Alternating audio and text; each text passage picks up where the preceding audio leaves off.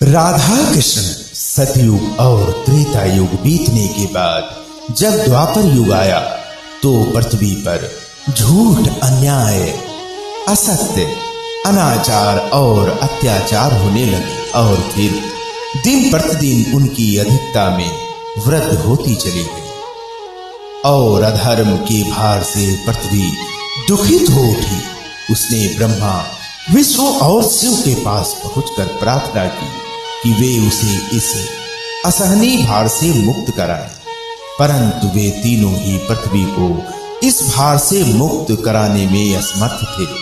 कोई उपाय न देखकर विष्णु ने कहा, चलिए हम लोग भगवान के पास चलें, वही हमें कोई ना कोई उपाय अवश्य बताएंगे। विष्णु, लक्ष्मी, ब्रह्मा और शिव के साथ गोलोक में पहुंचे तो उन्होंने परम ब्रह्मा परमेश्वर को कृष्ण के रूप में और उनकी माया को राधा के रूप में देखा। गोलोक के वृंदावन नामक सुंदर और सुरम्य वन में एक सुंदर आश्रम था। उसी के निकट एक नदी बह रही थी। विष्णु ने परम ब्रह्मा परमेश्वर को पृथ्वी के दुख की गाथा सुनाई तो उन्होंने कहा, मैं पृथ्वी के दुख से परिचित हूँ।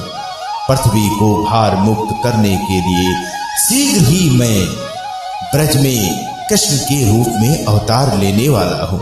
मैं वासुदेव की पत्नी देवकी के गर्भ से जन्म लूंगा, क्योंकि मैं अपनी माया से और मेरी माया मुझसे पृथक नहीं रह सकती। इसलिए मेरी माया राधा के रूप में बरसाने में वृषभान गोप के घर में जन्म लेगी और उसके बाद मैं पृथ्वी को इस भार से मुक्त दिलाने का प्रयास करूंगा, क्योंकि एक एक पापी का वध करना कठिन है।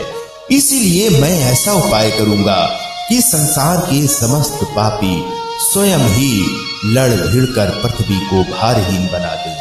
आप लोग निश्चिंत होकर अपने अपने को पधारिए और मेरे आदेशों को प्रतीक्षा कीजिए।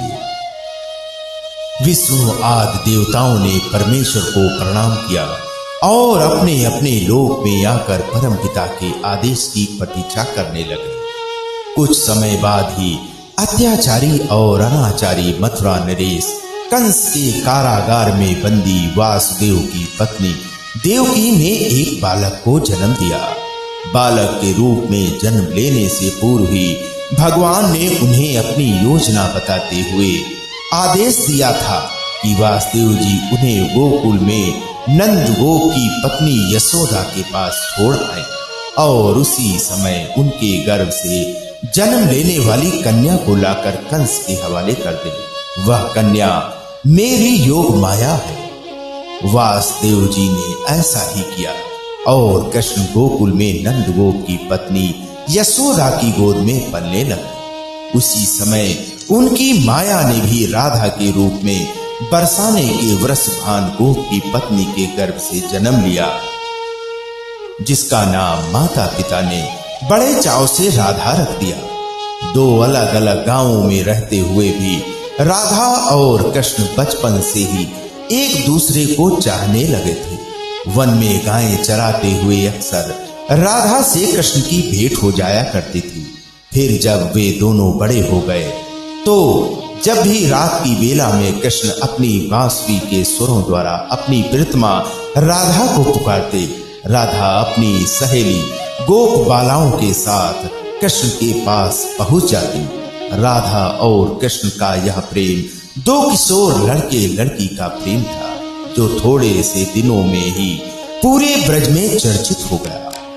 नंद बाबा और यशोदा ने चाहा कि कृष्ण का विवाह राधा के साथ कर दिया जाए। उधर बरसाने में वृषभान और उनकी पत्नी कलावती की भी यही इच्छा थी। एक शुभ दिन देखकर राधा और कृष्ण की सगाई कर दी गई। पूरा ब्रज प्रदेश आनंद के उत्सव में भर गया, परंतु उन दोनों का विवाह नहीं हो पाया था कि कंस के आदेश पर अक्रूर कृष्ण को बुलाने के लिए मथुरा से वृंदावन पहुंच गए और अत्याचारी कंस तथा राक्षसी स्वभाव वाले उसके अनुचरों का वध करने के लिए कृष्ण को बलराम के साथ वृंदावन छोड़कर मथुरा जाना पड़ा और मथुरा में कंस आदि का वध करने के बाद मथुरा राज्य की सुरक्षा के उत्तरदायित्व ने उन्हें कृष्ण को इतना उलझा दिया कि वह चाहकर भी वृंदावन नहीं जा सके। अपने जामाता कंस के वध का बदला लेने के लिए उसके ससुर जरासंध ने अपनी विशाल सेना के साथ मथुरा को घेर लिया, लेकिन कृष्ण और बलराम ने अपने पराक्रम से जरासंध और उसकी विशाल सेना को पीठ दिखाकर भागने पर विवश कर दिया। लेकिन जरासंध पराजित होकर भी शांत नहीं बैठा। उसके कई बार मथुरा पर आक्रमण किया। मथुरा एक छोटा सा राज्य था और मथुरा नगर को सुरक्षित स्थान पर नहीं बसाया गया था।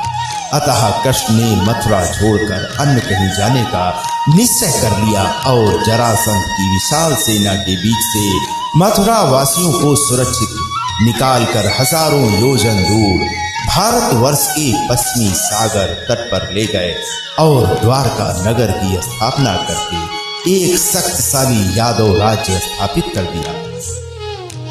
अकरर के साथ मथुरा छोड़कर आने के बाद कृष्ण और राधा का मिलन फिर कभी नहीं हुआ, लेकिन वे आजीवन एक दूसरे को भूल नहीं पाए। वैभव संपन्न द्वारका में अनेक सुंदर पत्नियों का प्यार पाकर भी वह राधा के प्यार को नहीं भूल पाए और संसार आज भी राधा कृष्ण के प्रेम को एक आदर्श प्रेम के महान तथा अमर प्रतीक के रूप में याद करता है। उनकी मूर्तियां भारत के मंदिरों में ही नहीं, विदेशों में भी अनेक मंदिरों में प्रतिष्ठित है और लोग बड़े भक्ति भाव से उनकी पूजा आराधना करते हैं। राधे राधे, जय श्री कृष्ण।